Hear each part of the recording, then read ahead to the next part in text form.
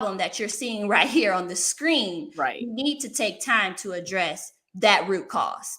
Okay. So now that you know the first tip, okay, are we amening or ouching? We good? Amen. Okay. Tip number 2, right? Tip number 2 of 3. Prioritize planning for classroom management as much as you prioritize planning those lessons. So I just talked about that earlier. We have teachers create lesson plans. Lesson plans are due to us by this day. We go through those lesson plans with a fine-tooth comb. We make sure they're in by the deadline. We're prioritizing that because we know that when teachers have a clear plan for how they're going to do their instruction, then that's when we can increase academic outcomes for kids. Well, as I just mentioned when I was talking about the definition of classroom management, no instruction will actually lead to those increased academic outcomes if we don't first have the right systems of support in place with having the right classroom management foundation. So forget what your district tells you to do as far as do not touch that first week of school with students. Like, do not make your teachers rush into teaching that content. If your district does that, well, I encourage you to find a creative way to work around that. Creative maladjustment is what I like to use from Martin Luther King. So, in other words, if you don't allow your teachers the time to really set and execute that classroom management and culture plan that you're going to bring me to your campus to make sure that they have so they're day one ready, if you don't give them that time to actually implement that over that first week, then you're going to suffer the consequences all year long, school leader, because you're going to be called into their classroom 24/7, 365.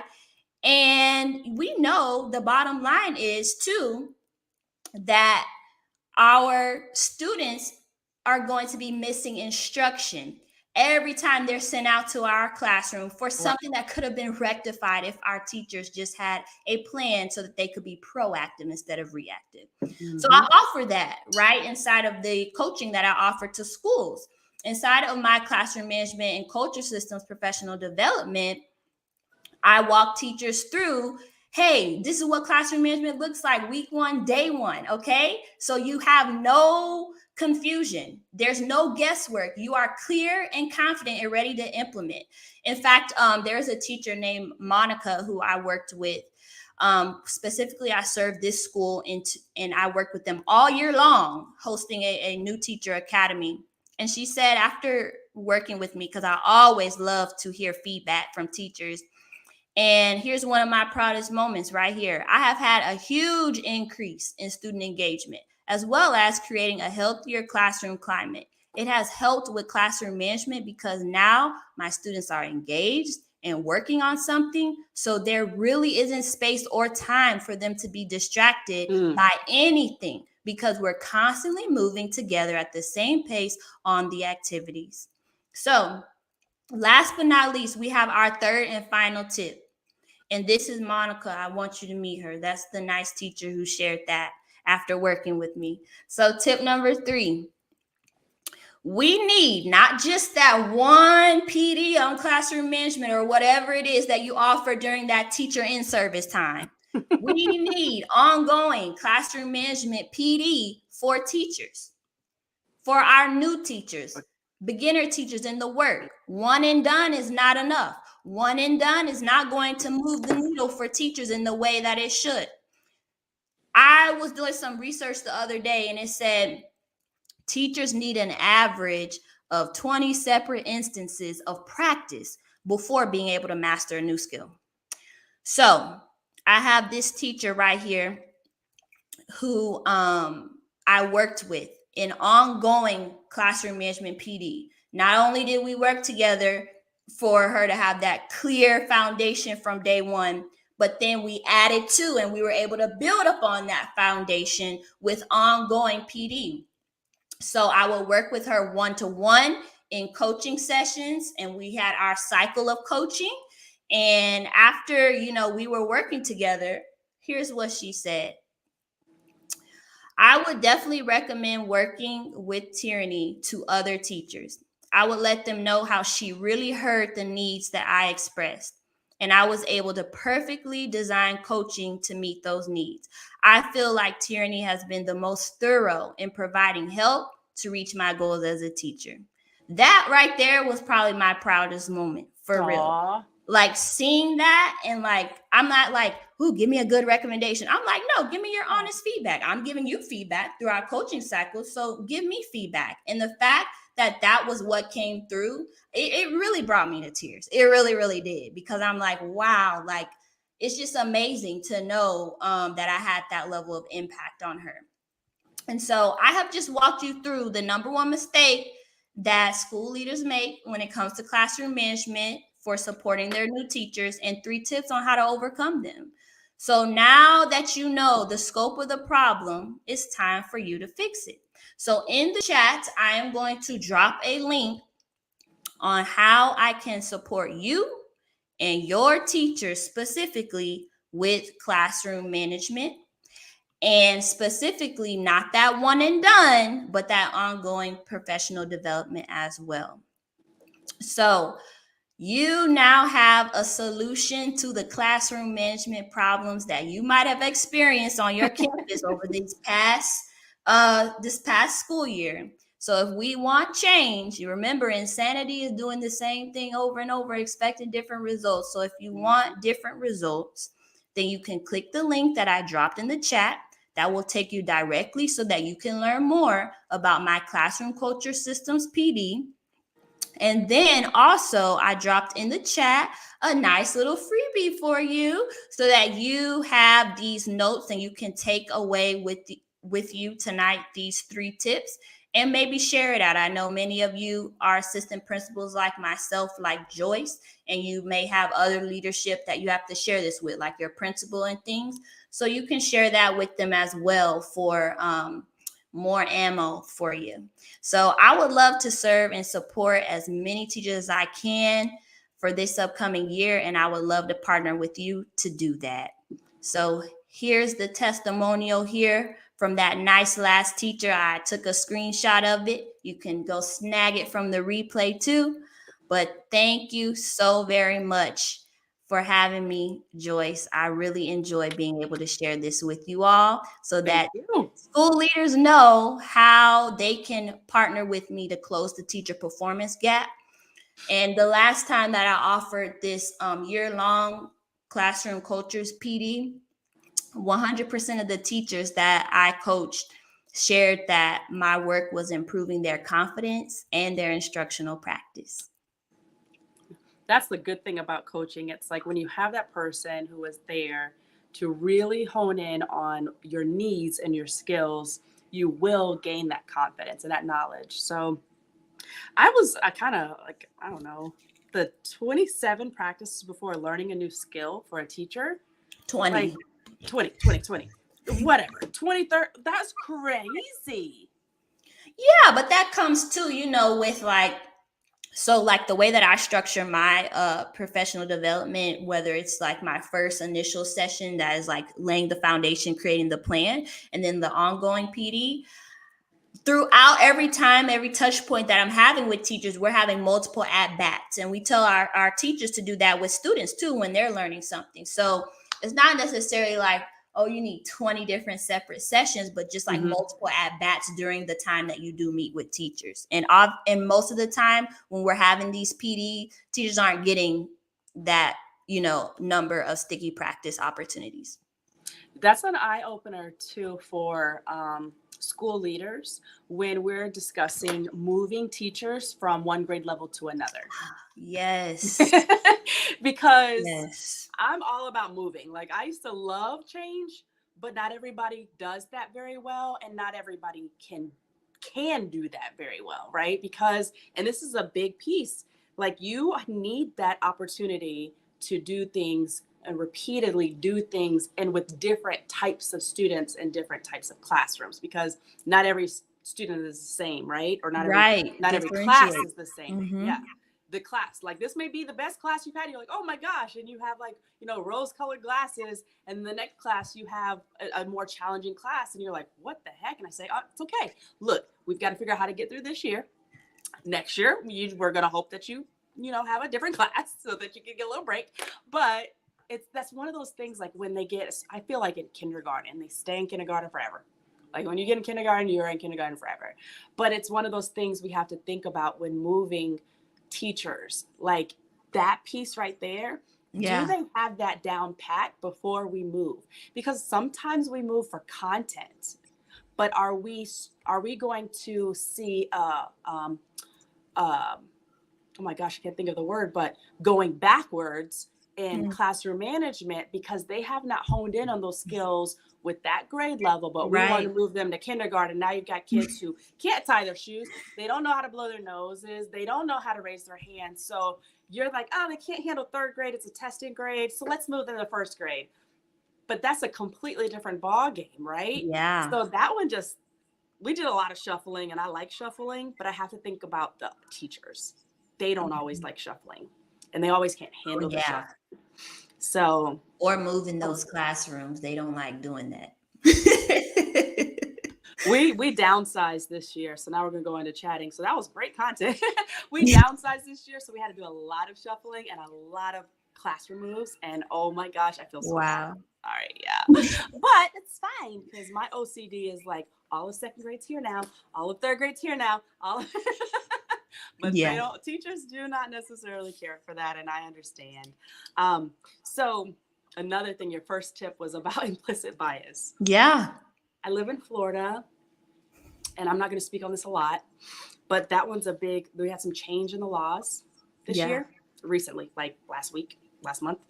And that's a big one that I've got to navigate because in the laws, there's something about bias and recognizing bias, and it scares the crap out of me. I don't care, whatever. It really does. So how to navigate and still allow people to recognize that exists. That's going to be a challenge, but we're going to figure it out. And maybe we just have to have some other kind of supports. But right now, that's a big one. And I don't want to speak too much on it because it's still like a very sensitive thing. Yeah. But we have that one's because it's reality. And that's number one. Yeah. Right? It's number one. Whether you work in a Title I school or you're in school like me, where our demographics are very different, and we have 20%, and it's like a little different. It's needed possibly more in another way, right? Because you have your majority looks like the teacher, where you have that one student, and that one student or two students, they're not getting what they need because everybody else. So it's same but different, right? It's same but different. We still have it, and it still needs to be recognized and addressed. Like I am a big one on that one. That's an issue for me. And I will say too, and I always tell people this, bias comes in many different forms. Bias is not just talking about bias with ethnicity. It can be in many different areas, and it can be untapped. I have my own bias. Everyone has bias. Everybody that you have, but you don't know what you don't know. Exactly. And if someone is not there to assist you with recognizing that, you won't ever learn. So that's one thing as a leader I've had to welcome and address with grace, right? Because I am biracial. So I'll sit there and be like, okay, yeah, you can't say that, or this is what that sounds like, with a smile on my face because my uncle said it and I had to hear that, something like that. So it's one of those things that I've had to learn to be more vocal about, because if people don't recognize or address it, or just point it out and be like, hey, like you might want to think about that term, like, or you may not want to do that, or call me that because I don't really like that, But it's stuff that it's one of those things, again, me as a school leader, I'm going to have to figure out how to still do that because it's needed. Like I don't know, I can't let it go. So prioritizing planning for classroom management, you said it earlier, you said it again. Yeah, that's something, like you have lesson plans. We have to allow new teachers, when they come on board, what does that look like? Are you going to welcome Tierraney Richardson LLC to your campus to lay it out for you so that you don't have to pull your hair out and try to figure it out? It's already done, right? Yeah. So but it needs to be addressed, because if we don't grab them early on in those first years, it's going to be that the habit, right? You've learned this thing, you've learned it incorrectly, so relearning is a lot harder than initial learning. And unfortunately, they don't teach us this in schools. They don't. They really don't. And it's so sad. That's another why those educator prep programs in Texas were so ineffective. It's just like, just not equipping teachers fully for what they need, you know? And man, something that you just said really triggered to me. And I was like, I'm going to say something about And it. I'm It's not going to come remember back. It's going to come back. It'll come back. But I like have this vision of Oh, I remember. Okay, good. Okay, what I was gonna say is, because I was in another group. Okay, I was in another group of some administrators, and no shade to them, right? But they were just like, I'm just telling my teachers to just keep building the relationship. Okay, please stop. Listen to me right now, administration, my fellow APs. Stop telling your teachers to just build relationships with students.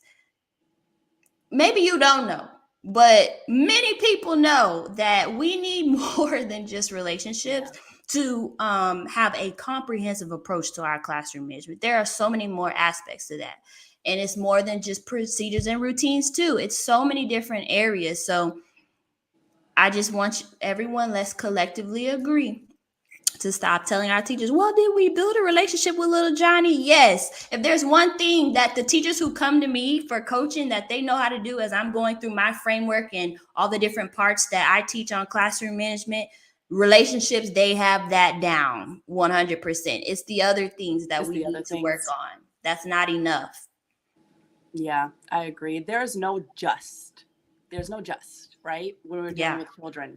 There's no just do this. Like it's a lot of factors when we're trying to educate children and educate the whole child, not just sitting there and being compliant, because that's another thing. Beyond compliance. Yes. Way beyond, right? Because we talked about engagement. You mentioned engagement and how all of this affects engagement, or engagement affects instruction, right? If they're engaged correctly, there's a difference between compliance and actually being engaged. Exactly. And we can see it when we walk in the classroom. When the kid's sitting there and they're just paying attention to the teacher, it's like, okay, they have no idea what's going on. So understanding those pieces, that aspect of classroom management, the engagement piece, I think is huge.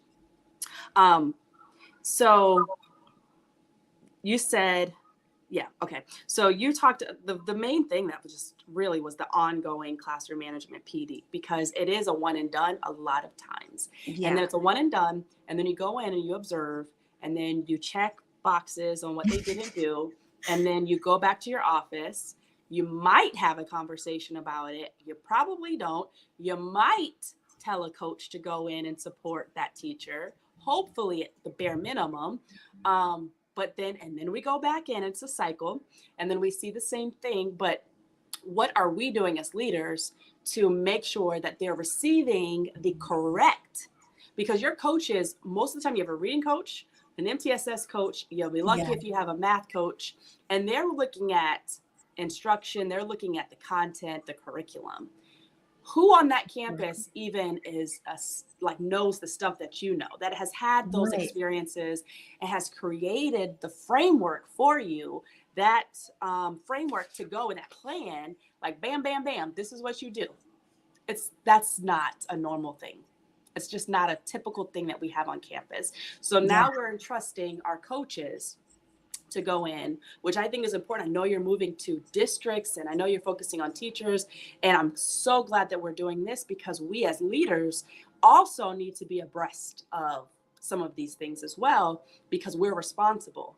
Like, it's our schools, right? I mean, whatever, it's the principal's school, but Joyce is not going to let things just fall apart, right? Because that's just the type of leader I am. No matter what, look, you do what? All right, I'm gonna figure it out too. But to have someone like you with the knowledge and the skill set, and it's already aligned and there for me. Yeah. I mean, why would we add one more? I'm big on that.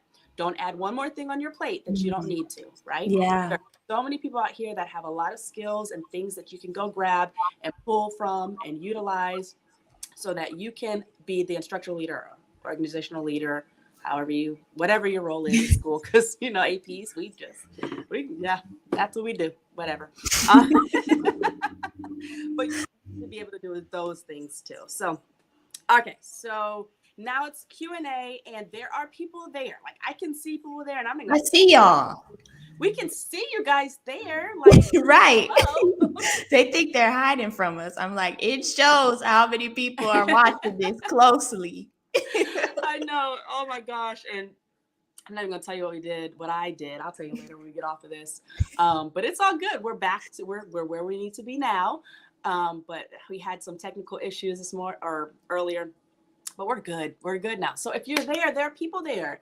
What questions do you have? What stands out? What resonates with you that she just shared? All right, people are still coming. See, more people are coming. Right. So this is the time for you to ask those questions and get some answers. And this is to support you as the leader. Right. So if you have any questions, please post them in the chat so that she can answer them. And you know what? Like she said earlier, this is in my YouTube now.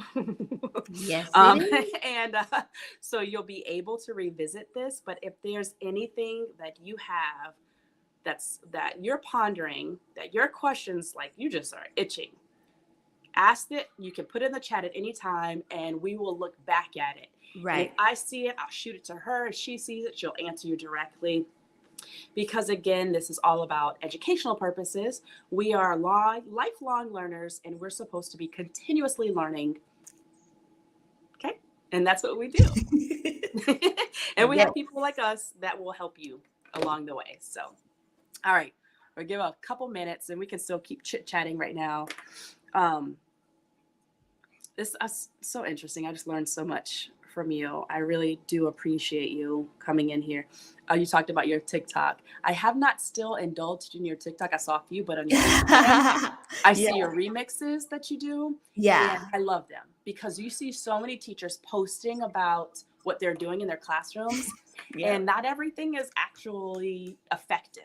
Nope. So when you go on there and you're like, yes, that's good. I'm like, oh, okay, you know what? That's a good idea. I love that. So more teachers definitely need to pay attention to what is being shared, because not everything that's shared is like teachers pay teachers, right? Oh, yes. Yes. I love teachers pay teachers. Same. I have grabbed quite a few things, but Same. Not everything on there is appropriate. Okay? Right. It's pretty. Someone took a lot of time and it was cheap, but that doesn't mean that it was appropriate. So it's the same thing for the strategies that teachers are putting out there. Is it really going to get you the bang for your work? Because exactly. Yes. So when was it? On Tuesday? I think I posted a video on my TikTok, and I mean, there's just more and more people. It keeps getting more and more views. Because one thing about me, I'm going to say what everyone else might be thinking or what other people may not tell you. I am that person. And I've leaned into that as being one of my strengths, right? Yep.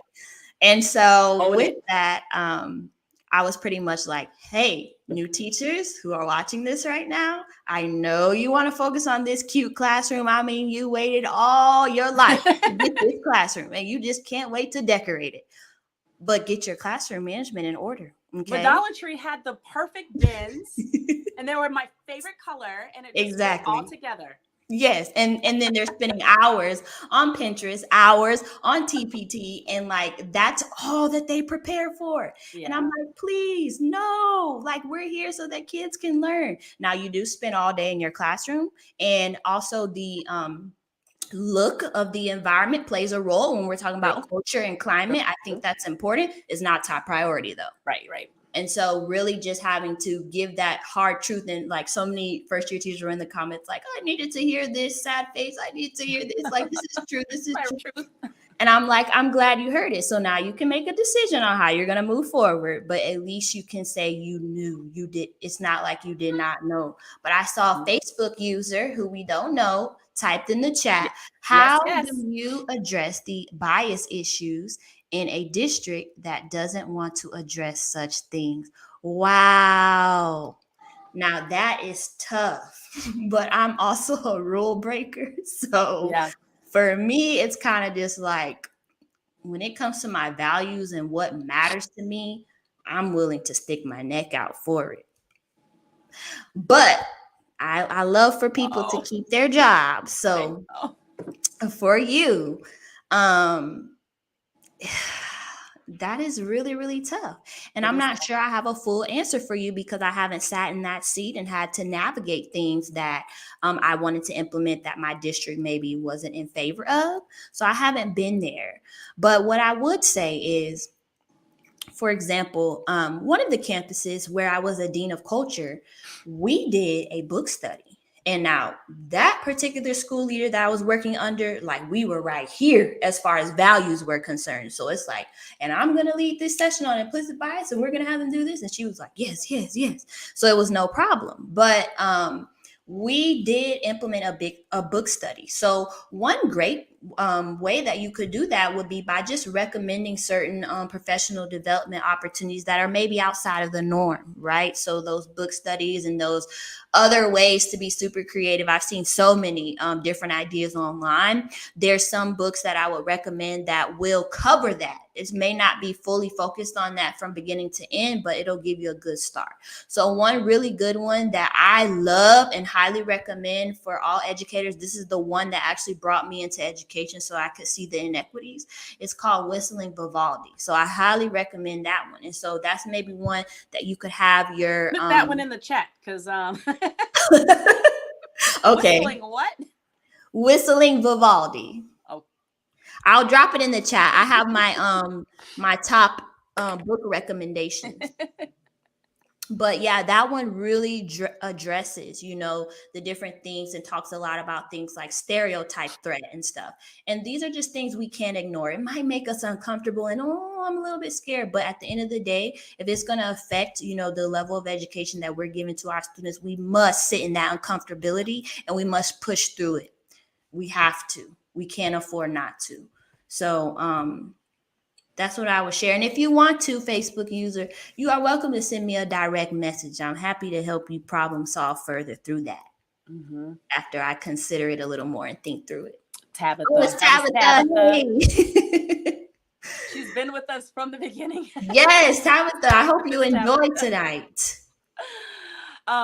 I like the idea of doing a book study because there is a way to get around it and the knowledge is there. And it's like you don't have to necessarily address or even speak on it, but they're reading the book and you're asking questions and it's going to be where they're thinking about it. So that actually, that's a good way to do it. Because I'm kind of the door. It opens the door. And maybe you don't have that hands-on, so you're not necessarily in that realm of getting in trouble. That's where I'm telling you, I'm a little nervous this year. But they will do it on their own because then it allows them to have those conversations. And maybe you don't lead those conversations so that it's not you're making them, but you've set them up for success.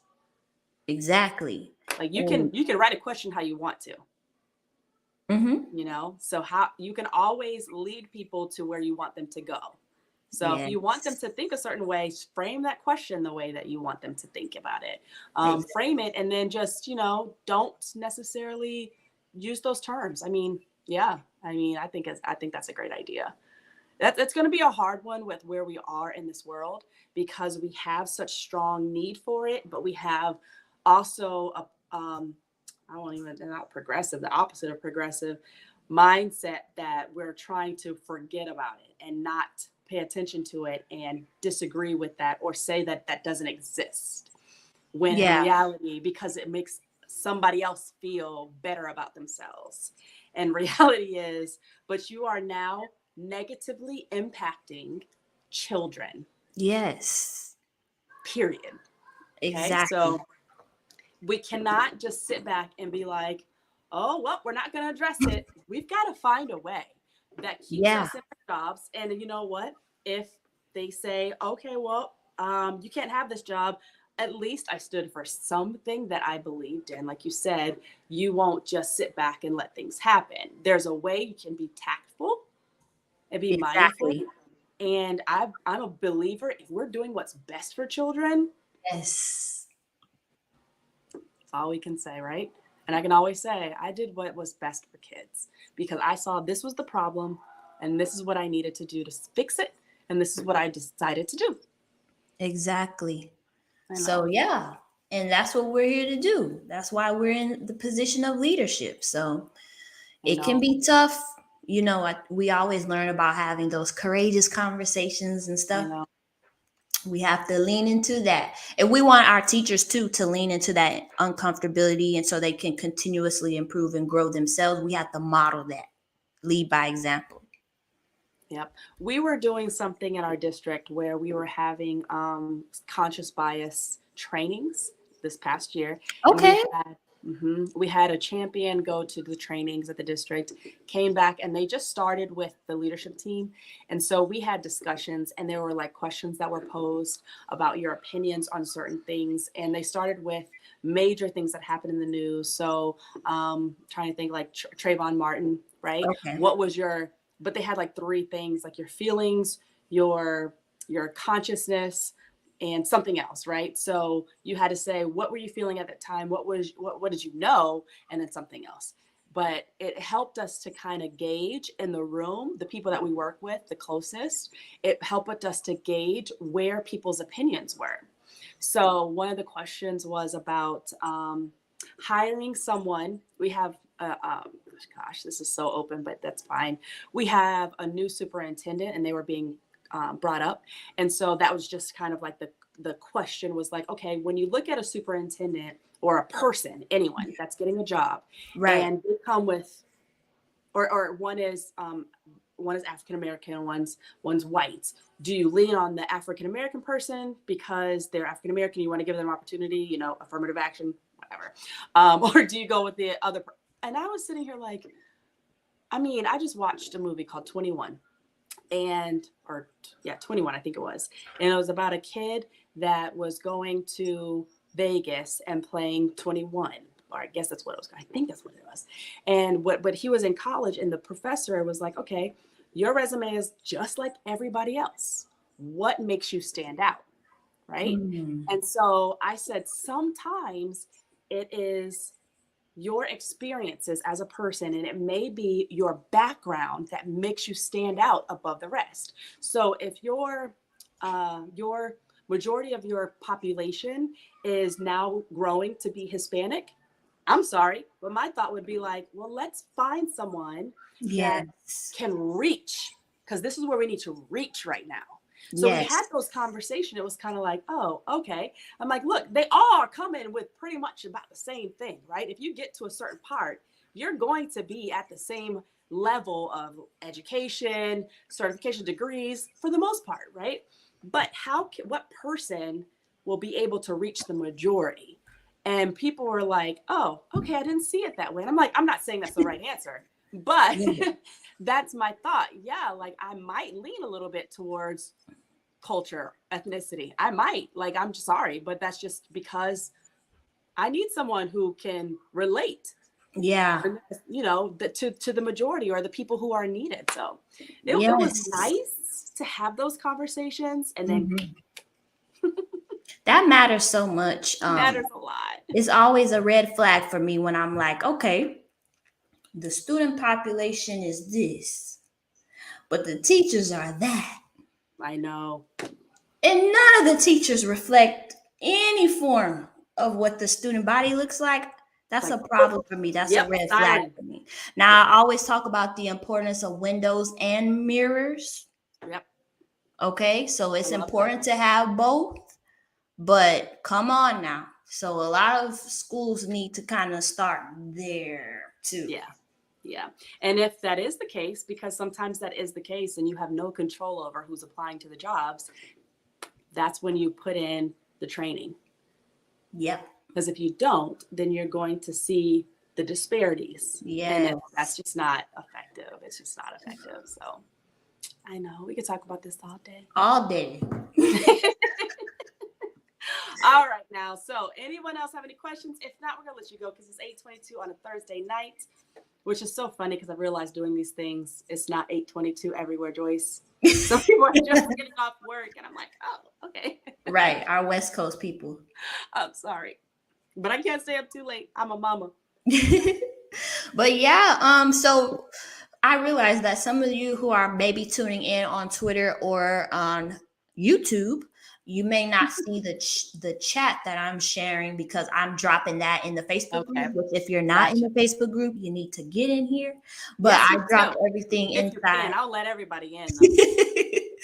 Yeah, It's supposed to be a safe place. right.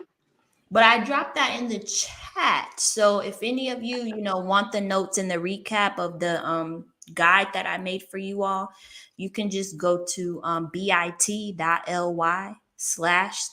notes PPP. Perfect. Someone else said that that's a major issue in New York. Most of our teachers come from the suburbs to work in the most urban places.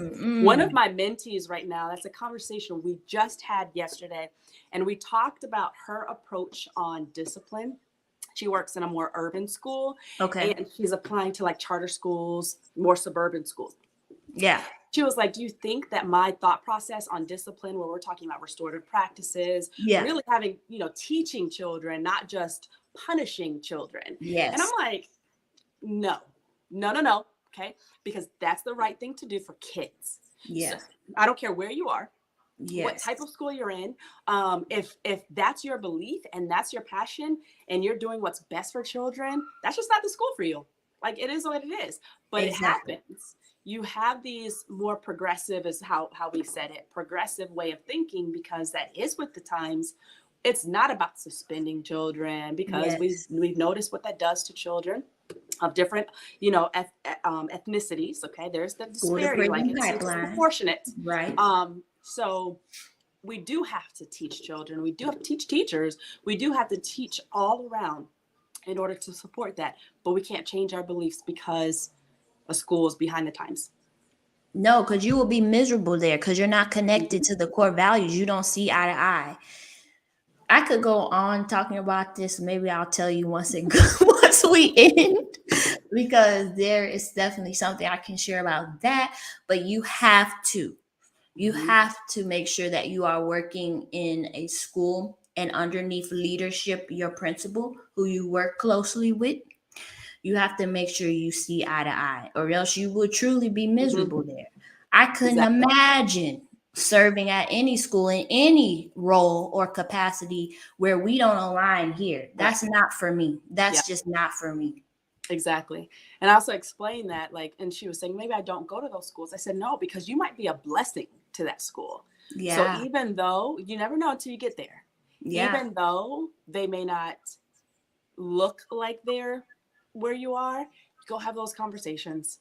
See, because they may be like, oh my gosh, like, that's amazing. I never thought of it that way. Come on in, and now you can ultimately transform this school. And that honestly is extremely important. So that was just the conversation we had yesterday. Oh, I need to follow up with her. Hold on a second. That's exactly, yeah. So it's just crazy how we're in different places in the country, and not everybody is in the same place. Yeah. When it comes to education or beliefs. And it's so sad. We went to Common Core so everybody was academically, but what about the other parts? Right. Like, what about the other pieces when we're dealing with the future of our country, of our world? Like, I don't know. Whatever. Who am I? All right. So we've been on here for almost an hour and a half. Yes. It's been so fun. So, but I really am so grateful for you and all of your knowledge and just the dialogue. I hope that anyone who watches this gains something. Tell us what you learned. Tell us what you thought. We will be doing more of these for forever. For as long as Joyce exists, we are sharing knowledge in some way, shape, or form in Alve Pro. And that's just that's my passion. It's my passion, is to get this out here. And we have these conversations and dialogue and just the truth. I had someone say, like, maybe you don't want to be too truthful. And it's like, but nothing will change. They don't want to invite me. Nothing will change if we sit there and pretend like everything's okay. Because Exactly. yeah, we're supposed to be change agents, and that's why people like you and I step up and we, try to make a difference. Okay. So, any other questions before we go? If not, what's up? I will see y'all in the comments because Yep. I'm going to be checking. I'm going to be, if you're not, you need to be subscribed to Joyce's YouTube channel. She's Yep. coming out with some great I'm content. so excited. So I'm going to be looking on there and responding to your comments as you're watching the replay, because you're going to be sharing this, right? I With know. your other AP. Exactly. peers. That's the thing. We have to share the knowledge. So as much as we're growing in the group, we have to get, obviously we're talking about APs, but not everybody's on Facebook. So I'm trying to transfer over to YouTube, and now I'm trying Twitter. Lord help me. Yes. Follow us on Follow. Twitter. Yep. Follow us on Twitter. You have your Facebook. Don't get me on TikTok. I have not figured that out. He's coming soon. Coming soon. Tierraney's got TikTok. She's got that one. I'm learning all of this stuff because now it's like, all right, I got to get with the times. And I know it's a lot, but I'm so glad to be here. And we're gonna close it for the evening. Thank you so much for your knowledge. Go get you something to eat. Get some. Wait, you're an hour behind me. So you're at 7. Yes, it's 7:28. All right, it's 8:30 over here. So I'm. Oh, thank you. Yes, Wait, thank what? you. Australia. What? Wow. Okay, you just made my whole day. That makes me so happy. That's cool. Okay, we're talking about the United States. Oh my gosh. International group. We're international. This is amazing. I love it. Okay. Now I can go to sleep. Hopefully my son goes to sleep, because last night we were up at 12:15. Oh my gosh. We got to go to sleep. So, all right. Everybody have a great night. And I look forward to our next one. So if you want to join and do this with me, please hit me. I have people hit me up, and then nobody. We're working on it. Come on. I know. Hey, I'll be back for round 2 if y'all want come me. back for round 2. So now you guys see. So those of you who are like, oh, I'm interested, I'm not interested. And I was like, okay, let's get. All I want is a chat so we can figure out what we're talking about. That's it. Figure out what we're talking about. And then we get on here, we have some fun, and make it a good night. So that's what we do. All right. Everybody have a good night. Thank you so much, Tierraney. Bye. I'll talk to you soon. Bye-bye. See ya.